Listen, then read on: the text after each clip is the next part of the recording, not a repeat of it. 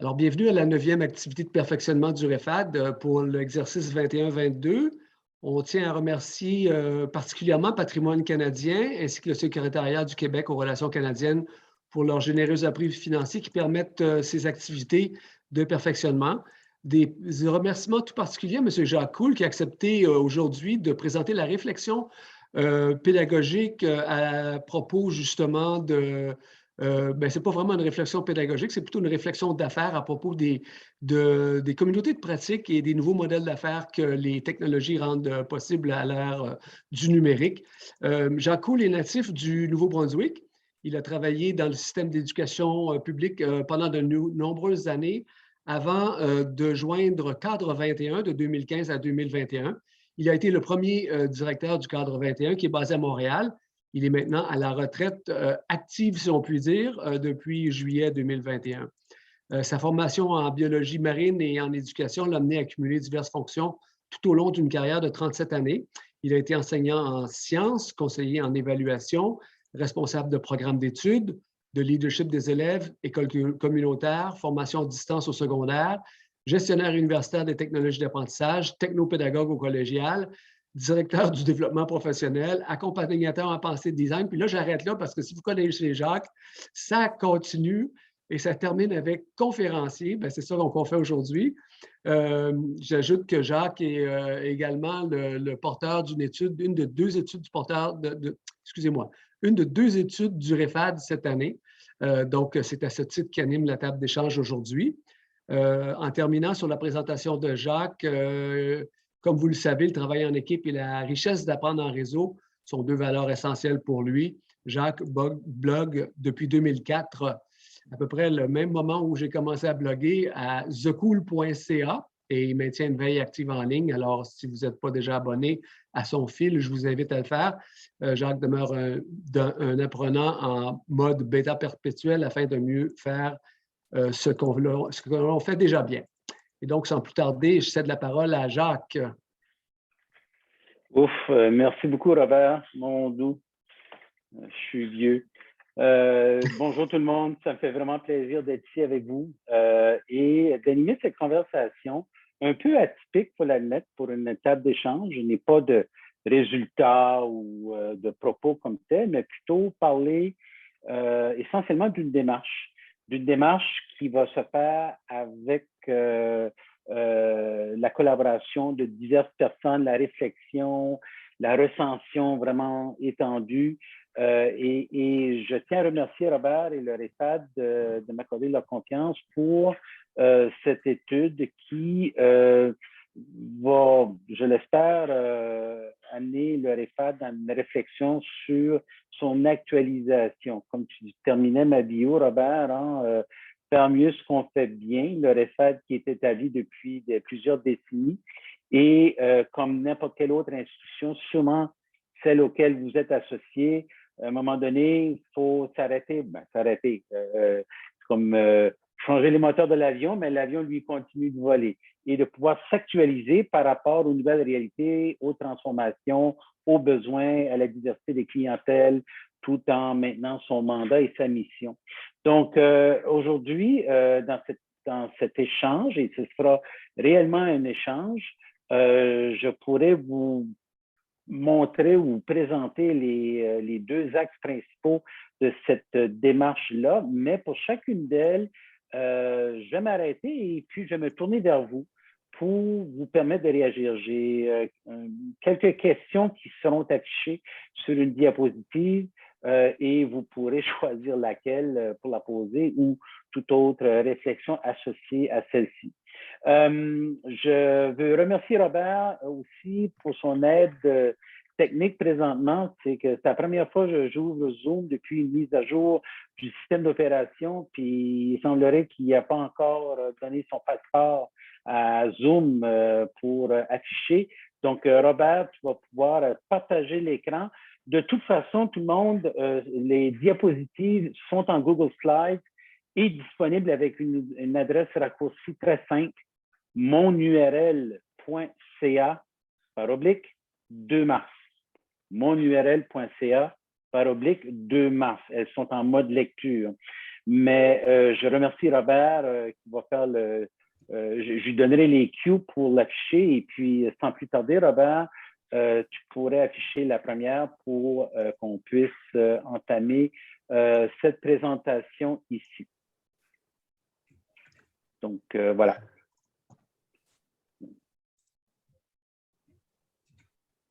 Ah, là, tu es avancé, il faudrait que tu retournes au début. Voilà. Je t'en remercie, mon cher. Oui? Jacques, j'allais OK. juste faire une très brève mise en contexte. Cette étude que le REFAD lance est une étude un peu contextuelle. Elle découle du départ de notre directeur général qui était en poste depuis 25 années. Pendant ces 25 années-là, on a fait des choses d'une certaine manière.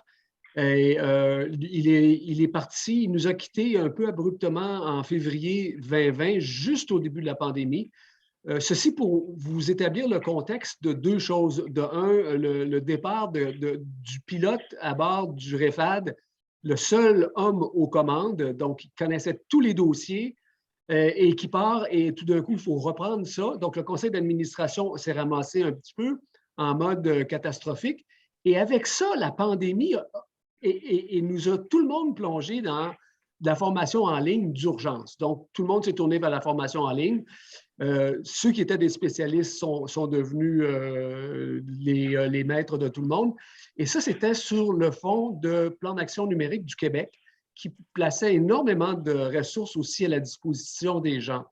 À quelque part, dans ce bouleversement-là, le REFAD a manqué un certain bateau disons, de participation avec le Plan d'action numérique du Québec et consolidation avec d'autres gens.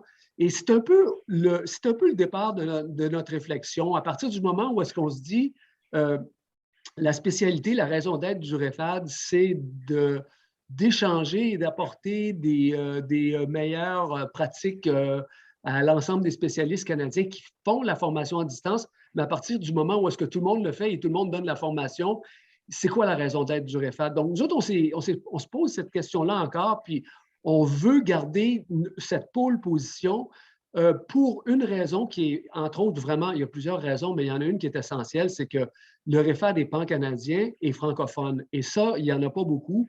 Je pense qu'on est d'ailleurs le seul et unique. Et on regroupe plusieurs institutions hors Québec qui nous expriment constamment la valeur et l'importance d'avoir une institution francophone dans laquelle ils peuvent se tourner pour ces spécialités-là. Donc, à quelque part, l'exercice que Jacques anime sert justement à nous aider à nous repositionner puis à voir qu'est-ce qu'on fait au-delà de qu'est-ce qu'on a si bien fait pendant les 25 dernières années, où en fait, ça fait 33 années, 34 années maintenant qu'on est en existence. Alors, sans plus tarder, Jacques, je te laisse continuer. Bien, merci pour la mise en contexte, Robert, qui est tout à fait essentielle et ça peut donner une première impression qu'on veut ratisser très, très, très large. Donc, on a dû vraiment porter une attention sur les angles ou les approches et la démarche qu'on veut entreprendre dans cette étude ici afin de ne pas s'éparpiller et de garder le focus pour justement répondre à cette question-là.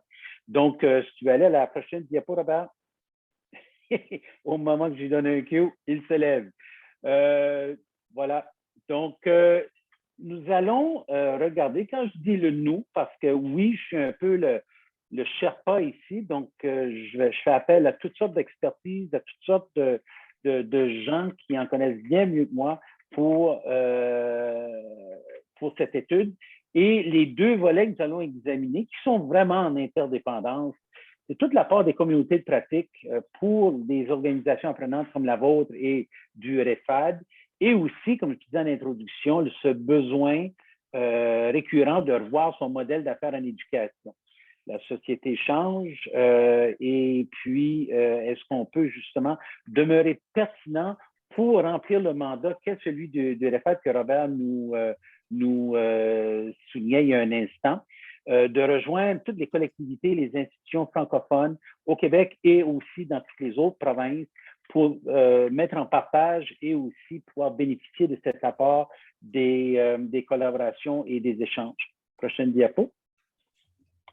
Donc, ces deux volets-là, bon, la première, celle des communautés de pratique, je vais pouvoir y revenir un peu plus en détail en fonction d'un événement qui aura lieu vendredi. Mais quand on parle de communauté de pratique, c'est sûr qu'on parle d'un regroupement de gens qui interagissent plus ou moins formellement. On apprend les uns des autres et justement, ce partage met en lumière des difficultés, des expériences, des bonnes pratiques et que ça nous permet justement d'approfondir nos connaissances pour des nouveaux savoirs. Et ces communautés de pratique peuvent se distinguer, comme le dit très bien Harold Georges. C'est pas nécessairement la même chose qu'un groupe de travail qui souvent est intra-institutionnel pour adresser ou produire quelque chose de spécifique, mais ces communautés de pratique-là qui peuvent s'élargir et d'avoir différents regards et ensuite chacun peut revenir et donner un sens à sa pratique. Prochaine diapo, s'il vous plaît. Mais lorsqu'on beaucoup d'écrits là-dessus, je regardais un référentiel qui date de quelques années déjà, mais encore très pertinent du CFIO, qui parlait des... oui, les communautés ont pris plusieurs types de formes et d'approches, mais il faut tenir compte de différentes choses. On peut tenir compte d'une perspective organisationnelle. Qu'est-ce qu'on entend par ça? Ben, je sais pas moi, des rôles de parrainage, le coaching, l'animation, le soutien logistique, les modes de fonctionnement à l'intérieur d'une institution. Dans une communauté de pratique, il y a aussi l'environnement périphérique. Qu'est-ce qu'ils entendent par l'environnement périphérique? Eh bien, celle-là, je l'aime beaucoup, c'est la culture du réseau, la culture organisationnelle, les styles et les pratiques de gestion. Ça peut avoir son influence justement sur le dynamisme, le niveau de dynamique d'une communauté de pratique.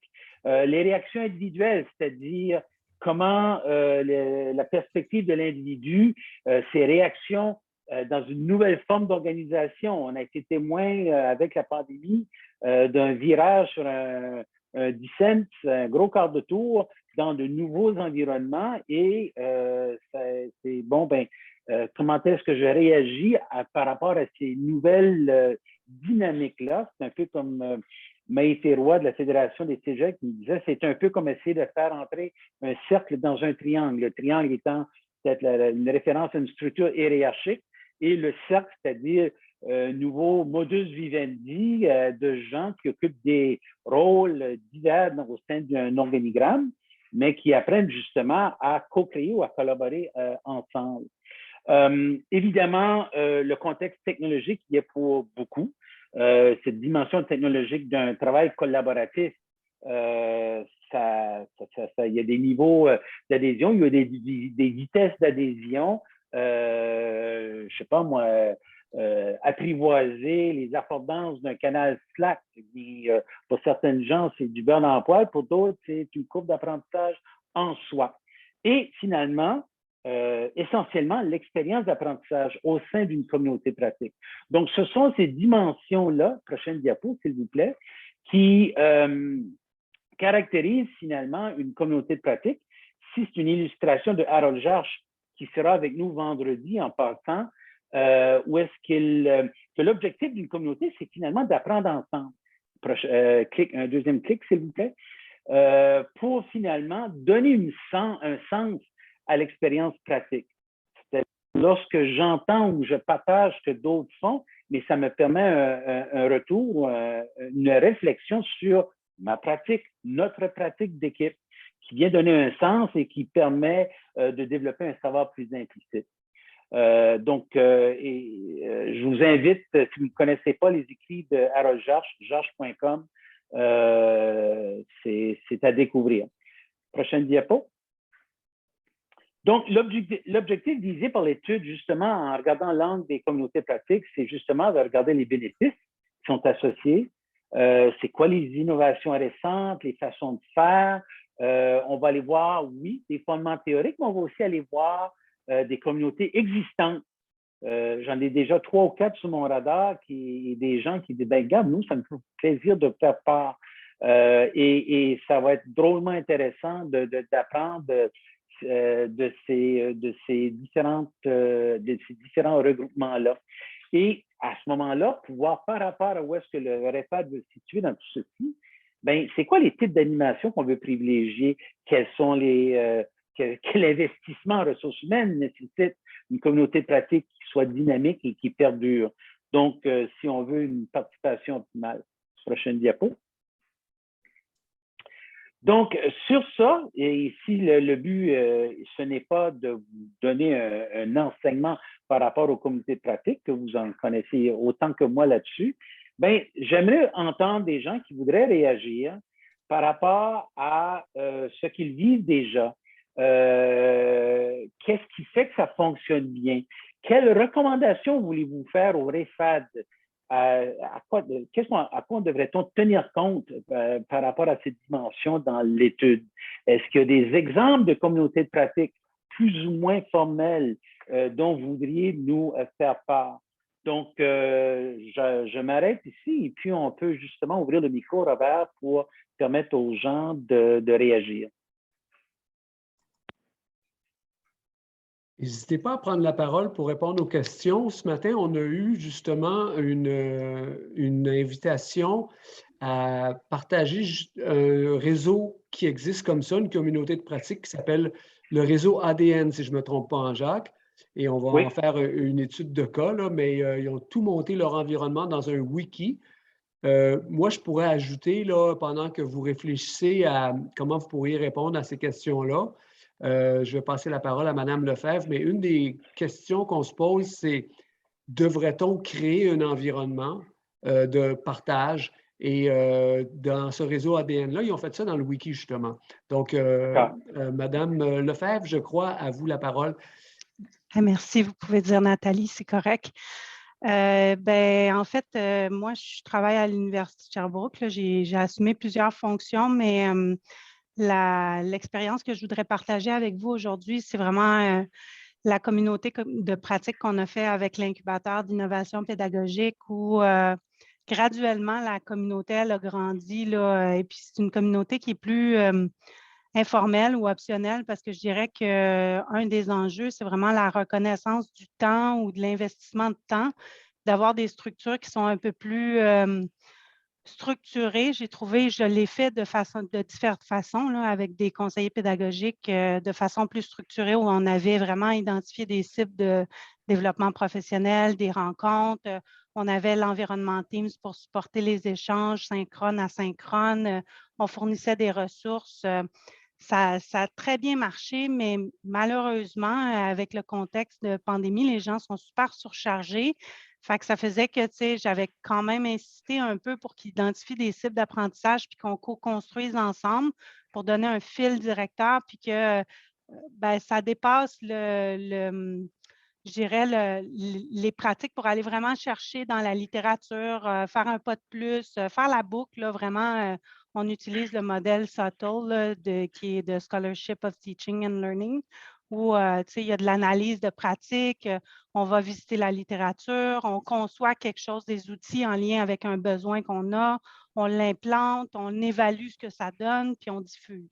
Donc, ça, c'est le modèle là, rapidement là, comme ça, mais on avait vraiment ce cadre-là en arrière, puis on voulait l'implanter, puis que ça serve à tout le monde, mais le temps, c'est vraiment un enjeu. Puis l'animation, quand même, j'avais un rôle important là, pour relancer, structurer. J'avais beaucoup d'expérience. Donc, tu sais, on voulait au départ avoir une animation partagée, puis j'aurais souhaité que les CP avec moi prennent beaucoup de leadership, mais malheureusement, je pense qu'il y a différents facteurs qui font que ça a été plus difficile, même s'il y avait des CP d'expérience quand même, puis que tout le monde sont tous d'accord, ils ont adoré l'expérience, mais les communautés avec les profs versus les CP, ça s'est vraiment passé différemment.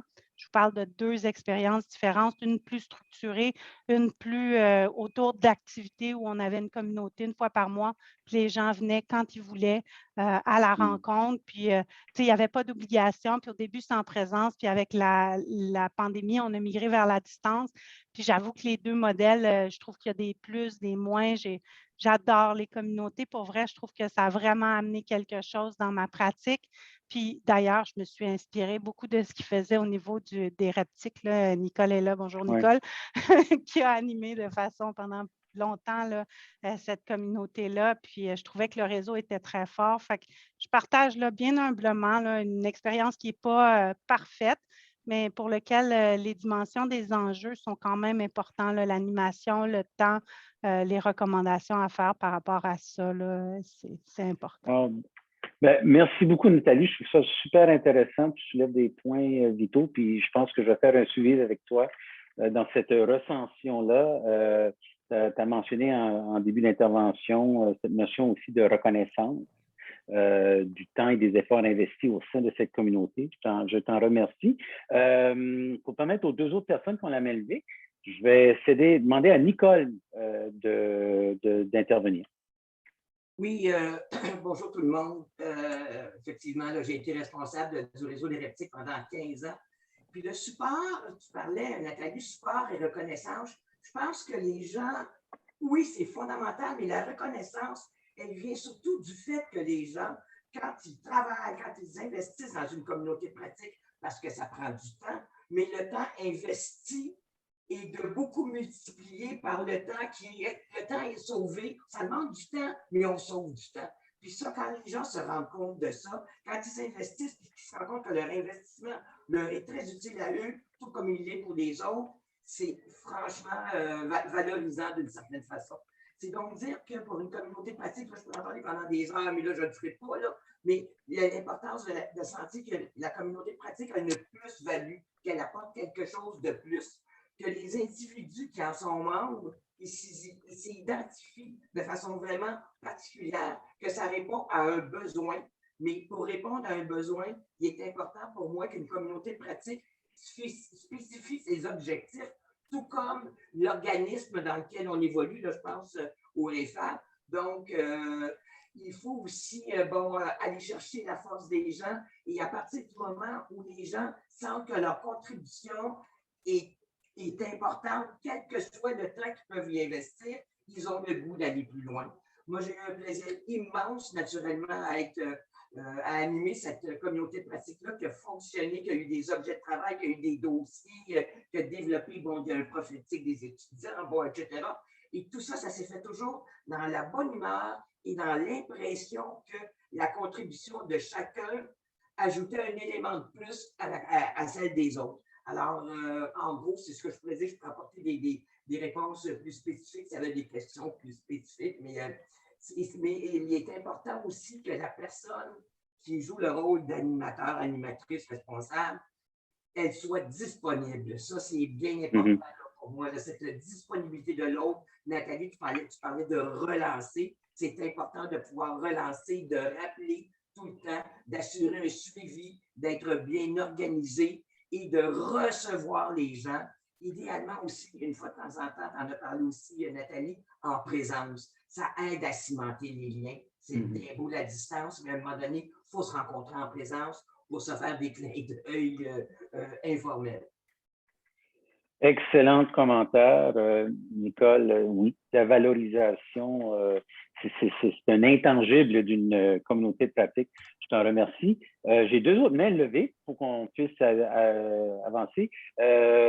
Stéphanie, à toi la parole. Merci. Rapidement, là, je suis tout à fait d'accord avec ce que Nicole et Nathalie disaient, puis surtout au niveau de Nicole, tu disais l'animation, c'est vraiment toute une différence là, de sentir que quand on fait partie, que moi j'ai fait partie de la communauté de pratique des reptiques quand Nicole l'animait, quand j'avais besoin, quand j'avais des questions, quand j'avais besoin, tu sais, de n'importe quoi, finalement, on savait qu'on pouvait comme contacter la personne qui anime la communauté puis qui allait nous répondre rapidement puis qu'on avait un suivi, que ce soit à travers les autres membres ou à travers directement l'animatrice ou l'animateur. Moi, j'ai trouvé ça vraiment très important.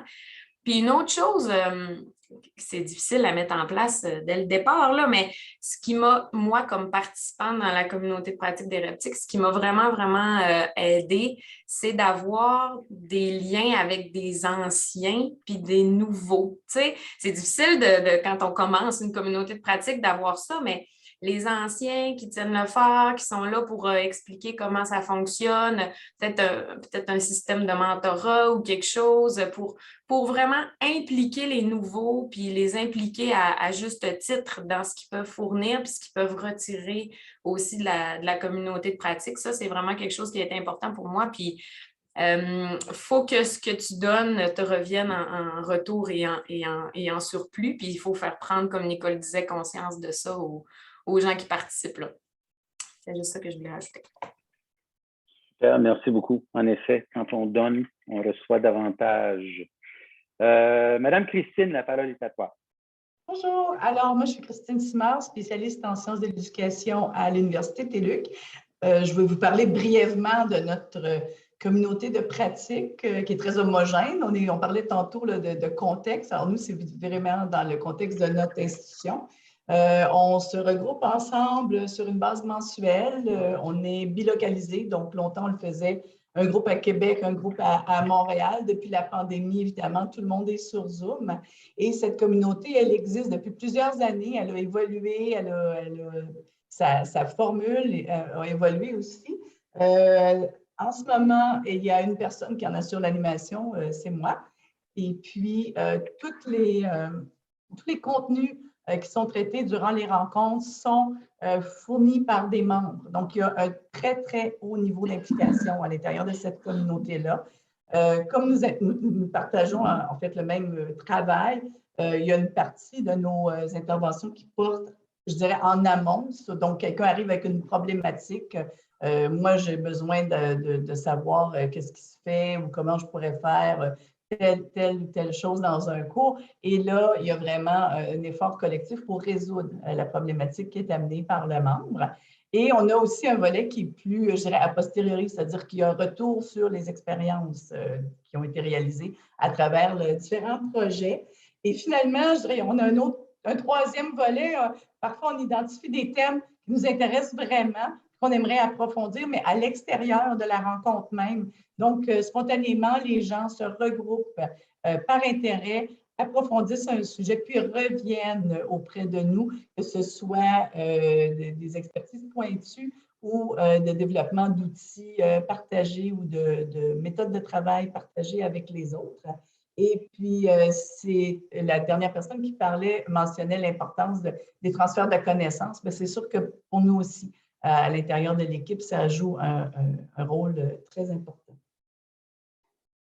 Je trouve intéressant. En tout cas, je vous remercie tout le monde ici d'avoir intervenu et puis cette spontanéité des gens qui veulent aller au-delà, cette dimension organique d'une communauté, ça devient très, très, très riche, puis il y a du momentum qui peut s'en dégager. Donc, en tout cas, c'est bien parce que chacune de vos interventions fait ajouter un point de plus sur notre radar à tenir compte justement dans cette recension parce que, évidemment, le défi du RFED, ce sera, bon, ben, qu'est-ce qu'on peut remixer par rapport à toutes ces pratiques innovantes-là en fonction des visées, des moyens pour justement offrir à la francophonie canadienne qui œuvre en formation à distance un tel environnement qui peut foisonner d'échanges et d'apprentissage.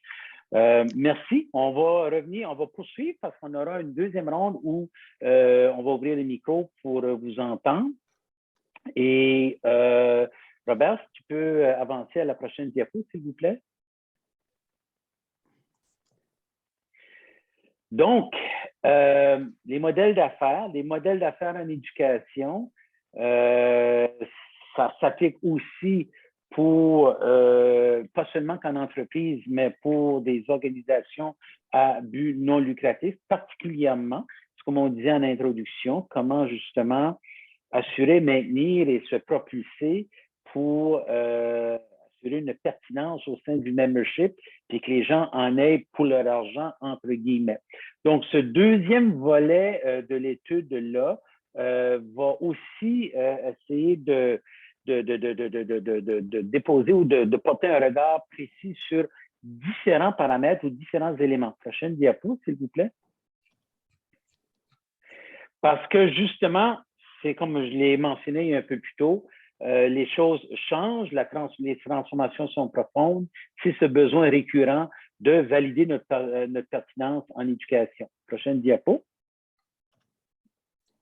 Donc, l'objectif visé par ce volet de l'étude, c'est le tour d'horizon, de regarder les différentes structures courantes en termes d'opération, de réseautage, de choix technologiques, d'engagement, d'animation, ça a été mentionné il y a un instant, l'investissement à faire dans ce sens-là, les structures de financement, qu'est-ce qu'on a avec l'achat d'un membership, par exemple, et ça va oui, regarder les OBNL qui à caractère associatif en éducation, mais pas que. On va pouvoir aussi regarder ce qui se fait dans quelques autres secteurs d'activité afin de s'en inspirer et de pouvoir dégager des recommandations qui permettraient de s'actualiser. Prochaine diapo, s'il vous plaît. Les questions sont multiples. Donc, là, Robert aura compris exactement.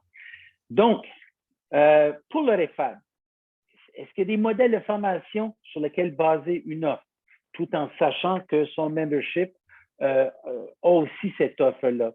Ça a été mentionné un peu plus tôt. Quelle reconnaissance de compétences veut-on favoriser au sein d'une structure du REFAD ici?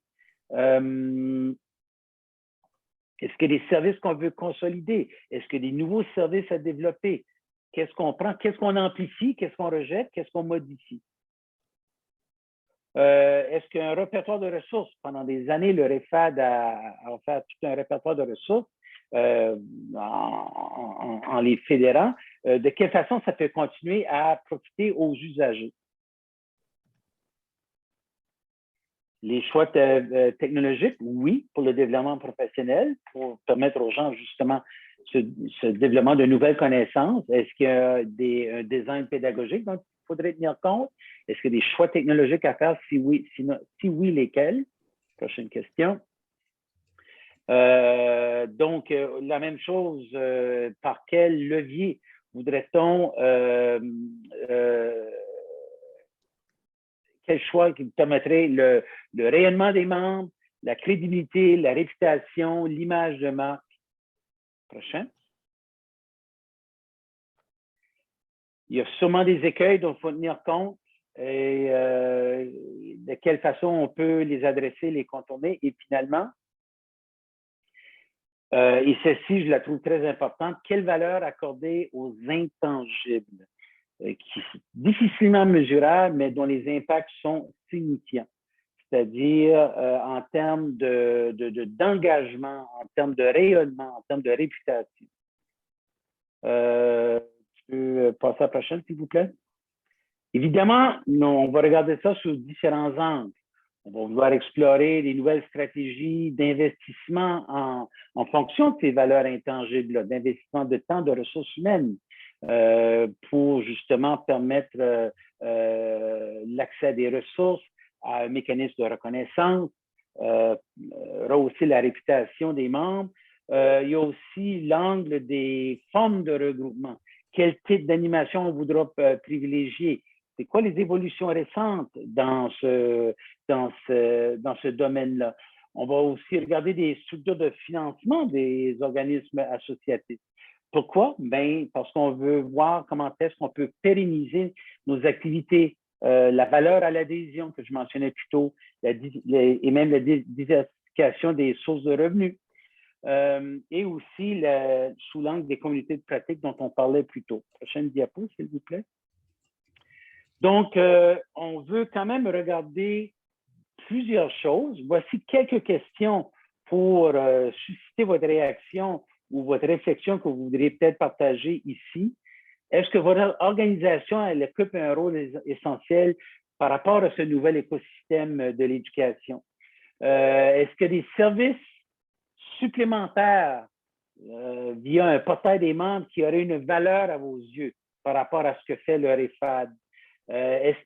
Quels sont les avantages du membership à partir d'une connexion au portail? Il y a dans bien des endroits, on va retrouver de la gratuité, des ressources éducatives libres et aussi autre chose réservée aux membres payants. où est-ce qu'on fait la distinction entre le premium et le premium. Ensuite, celle-ci est quand même intéressante. À quel moment le REFAD, ça peut devenir ou être perçu comme une source de compétition pour ses membres ou peut-être de compétition? Est-ce que c'est au niveau d'un répertoire de ressources? Est-ce que c'est un catalogue? Est-ce qu'on doit regarder plutôt un catalogue d'offres de formation de ses membres? Est-ce que ce serait des parcours de formation à définir qui seraient inter-institutionnels, mais qui viseraient une reconnaissance particulière? Et cette reconnaissance-là, comment l'articuler? Donc, ce sont toutes des questions qu'on a sur notre radar, qu'on va pouvoir adresser dans la démarche qui s'ensuit pour le dernier droit de ma présentation au niveau de notre démarche qu'on va suivre. Mais là, je vais m'arrêter ici pour voir quelle réaction vous pouvez avoir par rapport à ça. Avez-vous fait face justement à dire en équipe, bon, ben, on a peut-être besoin de s'actualiser et ce qui était bon en 2010, les moins en 2020? Ou comment est-ce que vous vivez au sein de votre institution cette aventure-là avec le REFAD? Est-ce que le REFAD pourrait voir à d'autres types de services ou d'autres ressources ou d'affordance à vous faire part? Donc, sans plus tarder, moi, j'ouvre le micro et j'attendrai vos réactions. Oui, puis Jacques, les questions sont intéressantes aussi à remettre dans le contexte. Par exemple, quand on parle de l'offre de services, beaucoup des institutions membres du REFAD vendent des formations aux adultes, qui est une partie significative de sources de revenus pour les universités, les collèges. Et on a entendu dire que si le REFAD se lançait à offrir des offres, des offres de formation, que là, il y a des membres qui ne voudraient plus d'être membres parce que là, on devient des compétiteurs. Donc, cette question-là de la compétitivité, l'autre chose que je voulais mentionner pendant que les gens pensent à leurs commentaires, c'est tout l'aspect de la gratuité. On accorde une grande valeur à garder les ressources avec un statut de Creative Commons ou un statut de libre et ouvert à tous, surtout en éducation, à partir du moment où est-ce que le financement qui permet la création de ces ressources-là vient généralement des gouvernements, en tout cas au Canada. Donc, on veut les rendre gratuites pour tout le monde. Si on les cachait ou on les rendait payantes ou on les réservait aux membres, on perdrait une valeur importante, mais y a-t-il un endroit où on peut tirer la ligne et dire voici, ça c'est un avantage qu'on vous réserve aux membres? Donc, c'est toutes des questions qu'on se pose là. Je n'ai pas vu personne lever la main. À vous la parole, s'il y a quelqu'un qui veut commenter, gênez-vous pas.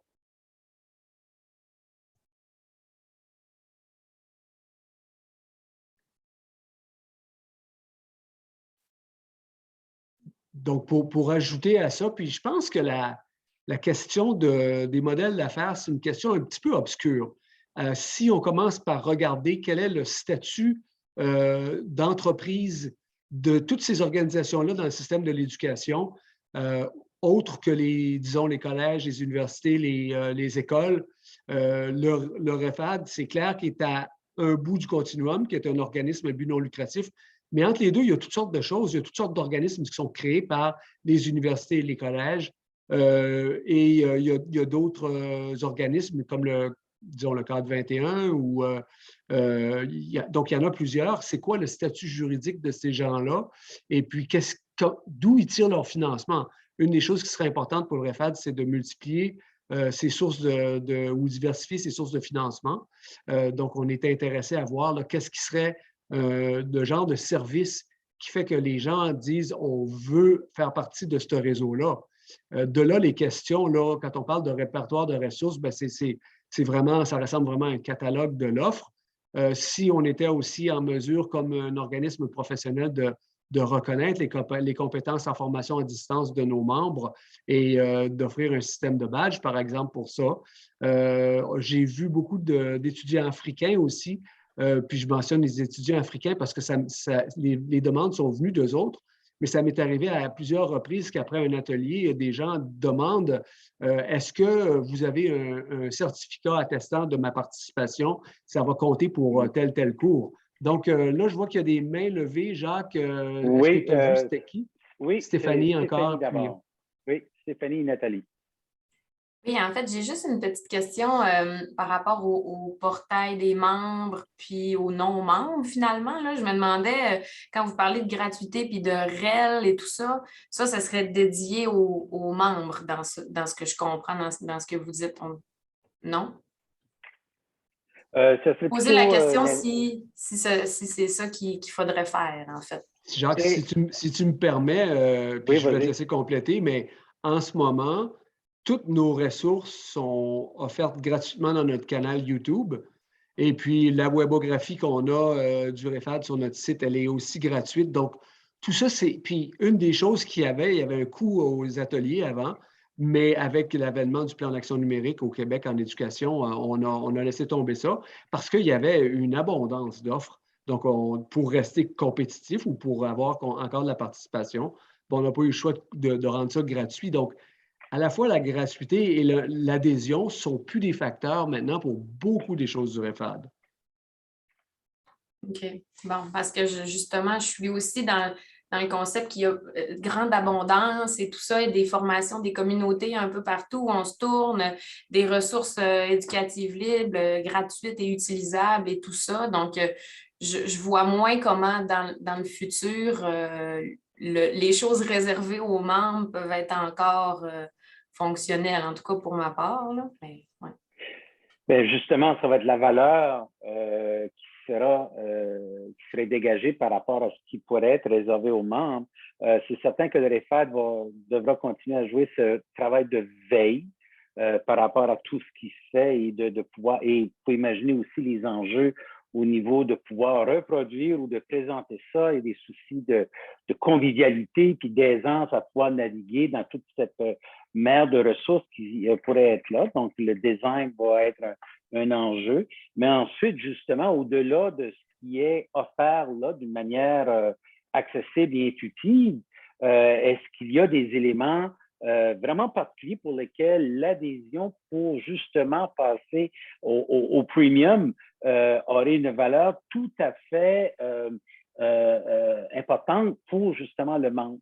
Est-ce que c'est, puis on pourrait en donner quelques exemples, est-ce que ce serait des parcours de formation reconnus qui impliquent les formations des différentes institutions membres? Est-ce que c'est une plus-value par rapport à un moment dans l'année où il y a une conférence, mais il y aurait l'avant, le pendant et l'après? Ça peut être une variété de choses ici.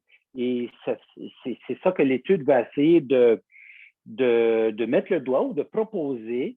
Pas oublier que l'étude, elle, va pouvoir donner ce portrait-là, ces possibilités-là, et qu'il en reviendra au conseil d'administration à voir quelle direction et quel investissement il fait.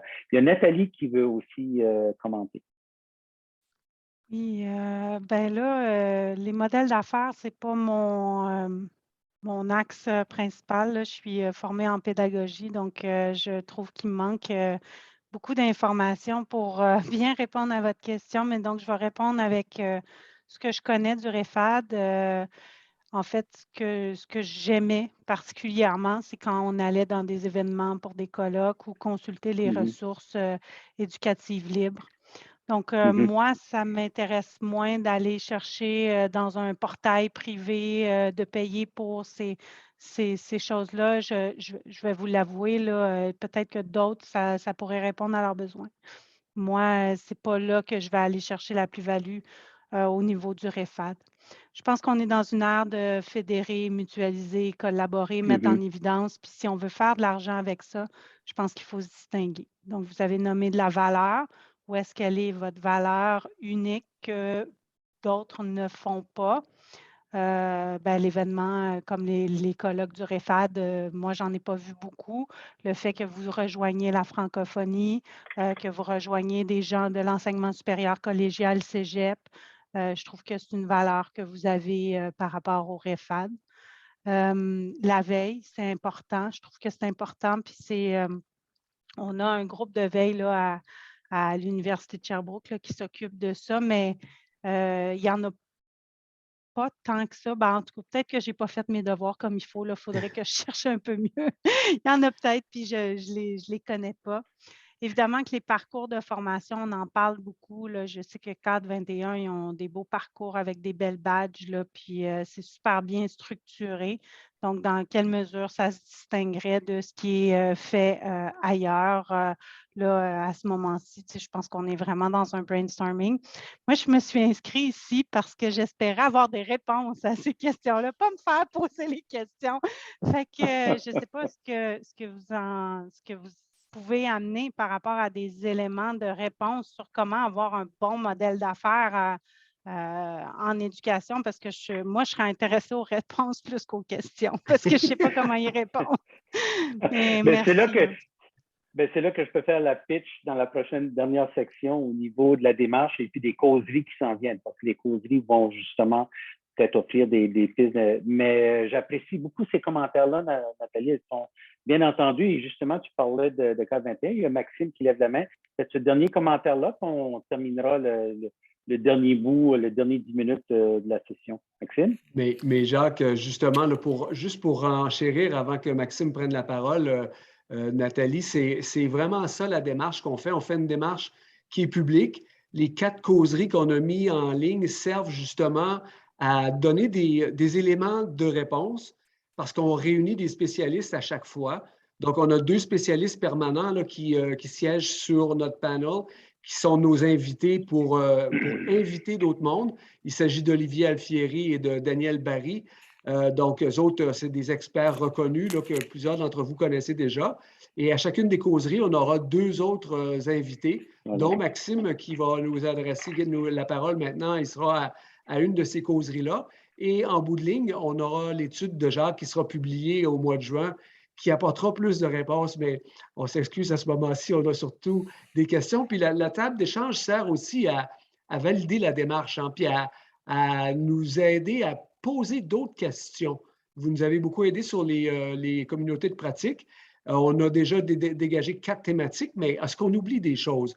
Parce qu'il ne faut pas se le cacher, là, le secteur privé est en train de se lancer pour capturer ces marchés-là qui sont des marchés profitables. On se pose la question, bien, qu'est-ce qui a de la valeur pour nous autres? Mais pendant qu'on se pose cette question-là et qu'on ne s'organise pas, bien, c'est certain qu'il y a des entreprises qui voient le potentiel de profit et qui sont déjà en train de mettre ensemble des ressources éducatives qu'ils vont rendre peut-être pas libres, mais payables à leurs membres, ou des offres de formation, ou en tout cas, il y en a plusieurs des initiatives, puis c'est ça qu'on va explorer. Donc, excusez-moi, j'ai encore trop parlé, là, mais Maxime, à toi.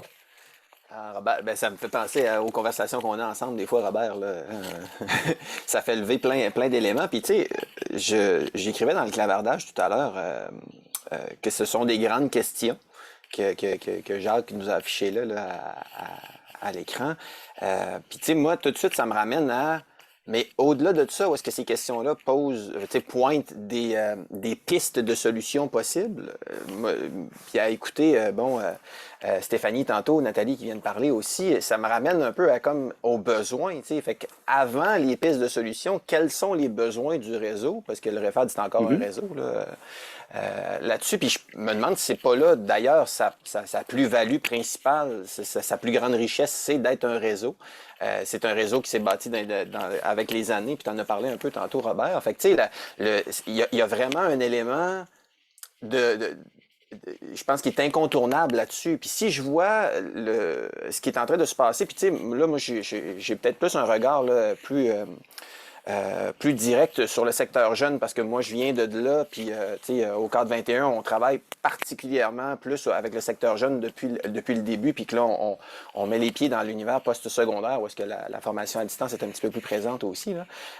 Mais au secteur jeune, toutes les associations en ce moment se posent exactement les mêmes questions parce que tout le monde est en train d'essayer de revoir leur modèle d'affaires, mais dans tous les cas, ce qui est super important pour ces associations-là, puis pour être sur le conseil d'administration présentation de l'une d'entre elles, là, c'est l'événement principal de l'année, c'est le colloque, c'est le congrès, c'est là où est-ce que les gens viennent converger ensemble.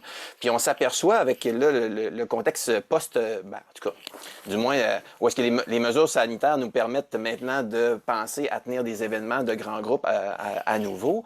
Ça se garoche là, pour s'inscrire justement dans les événements en présence. Puis pourquoi? Ben oui, parce que le contact nous manque, mais en même temps, on sait qu'il y a là, dans ces moments-là, un moment fort où est-ce qu'il y a comme une curation de ressources de grande qualité qui vont être présentées par des personnes pertinentes. Puis c'est la programmation, dans le fond, qu'on essaie d'aller voir qu'est-ce qui nous touche là-dedans. Fait qu'il y a encore, je pense, un besoin de ça. Fait que dans la surabondance d'informations, puis il en a été question là, depuis la dernière heure, là, de l'accès à tout ça qu'on a, là.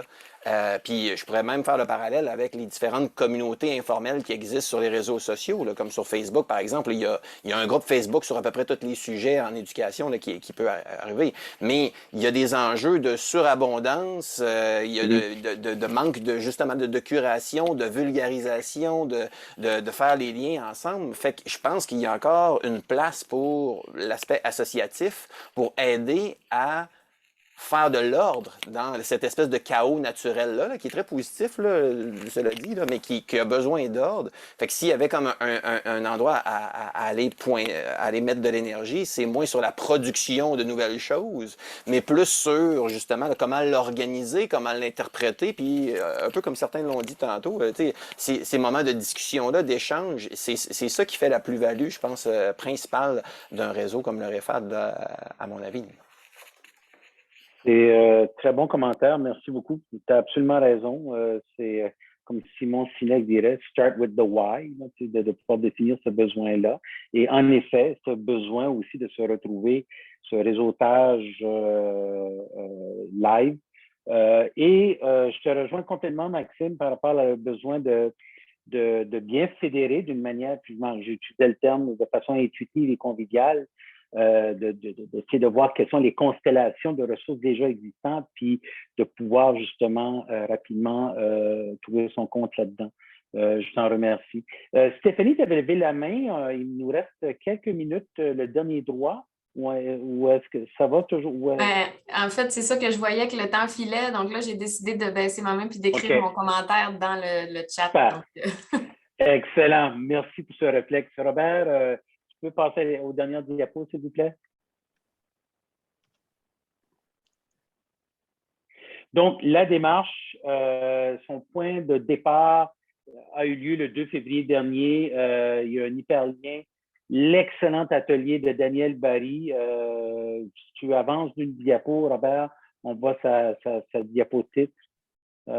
Puis ensuite, je te demanderai de reculer, où il nous parlait des enjeux du nouvel écosystème d'éducation. Oui, son regard portait sur la formation des adultes, mais la recension qu'il en fait, les cas théoriques qu'il a consultés, mon dos de la vie, même si vous voulez savoir c'est quoi l'état des lieux sur les LMS de ce monde, c'est d'une richesse tout à fait impressionnante que Daniel nous a offert là. Ça a été un peu notre... le lien est inaccessible. OK, j'irai le corriger après, Stéphanie, sur le site. Mais je pense que Robert, on le retrouve sur le site du REFAD, n'est-ce pas? Tout à fait. Oui, OK. Donc, sur le site du REFAD aussi, mais j'irai corriger le lien. Merci de revenir à l'arrière. Les 4 causeries thématiques, qu'on va terminer avec ça dans un instant. Mais j'ajoute à ça, j'ai déjà mentionné, des différentes recensions, soit les différents modèles d'adhésion, les différentes entrevues. Je viens d'ajouter sur mon radar des nouveaux noms de gens qui sont ici. La recension aussi de plateformes qui nous guider dans des choix technologiques. Le rapport qui sera déposé au conseil d'administration en été et avec un certain nombre de recommandations. Tu peux avancer de 2 maintenant, Robert. Donc, le 4 mars, c'est-à-dire dans 2 jours. Dans 2 jours, nous aurons un atelier ou une causerie, et comme tu mentionnais, Robert, avec Daniel Barry, que je viens de nommer, et Olivier Assieri, doctorant à la faculté de Saint-Jean notamment, où on va parler justement de communauté de pratique avec 2 invités quand même impressionnants, soit Harold Jarche, qui s'exprime très bien en français d'ailleurs, et Sylvain Vaccarès, de Skillbar en France. Donc, il y aura un certain nombre de questions, panel, vous aurez la chance aussi de commenter. Moi, je serai là pour faire la modération au niveau du clavardage. Après ça, donc la deuxième, il y en aura une par mois, la prochaine, s'il vous plaît, Robert. Le 8 avril, on va parler de certification et de reconnaissance. Très heureux de dire que notre ami Maxime Pelchat sera un des invités de Daniel et d'Olivier. Et avec Maxime, il y aura Geoffroy Garon-Épaule qui, lui, si vous voulez savoir qu'est-ce qu'il y en est, l'état des badges numériques de ce monde, c'est une excellente veille, notamment son site badgenumérique.com. Geoffroy, qui est aussi sa job de jour, CP au Cégep de Bois-de-Boulogne. La troisième thématique, les étendues justement du modèle, on vient d'en parler brièvement, c'est quoi les modèles d'affaires, c'est quoi les avantages d'une adhésion. Je ne peux pas confirmer le nom des invités encore, mais ça sera, si les deux dames disent oui, on devrait avoir une belle causerie à cet effet-là, toujours animée par Daniel et Olivier. Dès que les noms sont connus, ils vous seront annoncés. Et la dernière en juin, rayonnement et réputation, les valeurs intangibles, quel service est privilégié. Notre ami Hubert Lalande de l'Université d'Ottawa et consultant va justement s'adresser au groupe. Et aussi, ce spécial-là, on va rouvrir le plancher ou le micro pour permettre aux gens aussi de commenter. Donc, ce sont ces 4 ateliers-là qui auront lieu et une analyse de tout ça pour le rapport. Prochaine diapo, mon cher. Je pense qu'on arrive à la conclusion. Donc, on est vraiment dans un écosystème. On sait qu'il y a des mouvances très organiques au sein d'une grande communauté comme celle-ci, des institutions en FAD. Chacun de nous, on a nos réalités, on a nos redditions de comptes, qu'elles soient internes ou à nos bailleurs de fonds. C'est dans ce contexte-là qu'on veut justement appuyer le membership, inspirer le membership pour qu'il puisse, comme tu le disais dans ma bio, le faire mieux ce qu'on fait bien. Et cette émergence de collaboration, qu'elle soit bilatérale, trilatérale, multilatérale, formelle, non formelle, de poursuivre pour justement faire évoluer ce domaine de la formation à distance qui on s'entend, ce n'est plus quelque chose de marginalisé dans le grand monde de l'éducation. Les 2 dernières années nous ont démontré ça. Comme dernière diapositive, il est 13 heures, je terminerai en disant que voici un lien, monurl.ca, causerie 1. C'est un lien vers un Google Form pour s'inscrire si vous ne l'êtes pas. Donc, c'est vendredi dans 2 jours. Chacune des causeries aura lieu un vendredi à midi, heure de l'Est, de midi à 1 heure. Donc, au plaisir de vous retrouver là. Merci beaucoup de votre attention. Merci beaucoup de vos commentaires exprimés oralement ou encore dans le chat. Je n'ai pas eu la chance de suivre, mais je vais aller le relire avec grand plaisir. C'est toujours un plaisir de retrouver et de faire de nouvelles connaissances dans cette belle tribu élargie qui est le monde fascinant de la formation à distance. Merci, Robert. Peut-être le mot de la fin. Merci beaucoup, Jacques. Je pense que c'est beau. Moi, j'aurais été curieux de savoir de la part des gens s'il y a des thématiques qu'on oublie, des sujets que vous voudriez qu'on explore. Mais vous pourrez nous écrire pour donner d'autres commentaires. Je pense qu'on va laisser les gens retourner à leurs activités quotidiennes en vous remerciant infiniment d'avoir été là aujourd'hui. Très apprécié de vous voir, puis on vous invite à être avec nous autres vendredi midi. Merci tout le monde. Au revoir. Merci. Au revoir.